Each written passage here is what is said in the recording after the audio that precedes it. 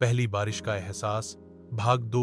वो दोनों बारिश में नाचने लगे, हंसी, शरारत और धीरे धीरे एक दूसरे की आंखों में खो जाना। फिर अचानक आरव ने उसका चेहरा अपने हाथों में लिया। त्रिशा की सांसें तेज हो गईं, उसकी आंखें बंद हो गईं और एक नर्म गहरा चुंबन उनके बीच की सारी दूरी मिटा गया।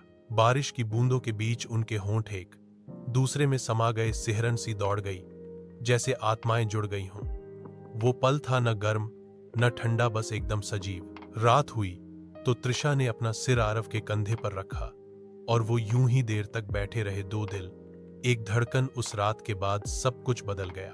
त्रिशा और आरव की नजरों में अब वो मासूम झिझक नहीं रही जो पहली मुलाकात में थी। अब उनमें एक गहराई थी, एक चाहत जो हर मुलाकात को खास बना देती थी। अगली सुबह त्रिशा जब कमरे से बाहर निकली तो आरव पहले से ही बाहर इंतजार कर रहा था। उसने हाथ बढ़ाया और बिना कुछ कहे त्रिशा ने उसे थाम लिया। आज कहां चलेंगे? उसने मुस्कुराकर पूछा।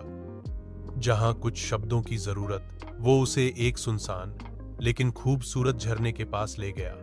वहां सिर्फ पंछियों की आवाज थी, बहता पानी और दोनों की धड़कनों का संगीत। आरव ने उसकी ओर देखा, जैसे उसकी आंखों में कोई कविता पढ़ रहा हो। त्रिशा ने हल्की मुस्कान के साथ अपनी उंगलियां उसकी गर्दन पर फिराईं। वो नजदीक आया और उसने उसके माथे को चूमा। फिर उसकी नजरें होंठों तक आईं। त्रिशा ने अपनी आंखें बंद कर लीं।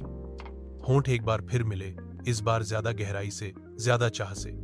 उसके गीले बालों को आरव ने अपने हाथों में लिया और धीरे धीरे उसका चेहरा अपने सीने से लगा लिया। त्रिशा की सांस तेज थी और दिल की धड़कनें और भी।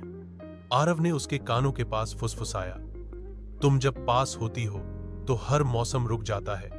त्रिशा ने उसकी शर्ट की ऊपरी बटन खोलते हुए कहा, और जब तुम मुझे छूते हो तो वक्त बहक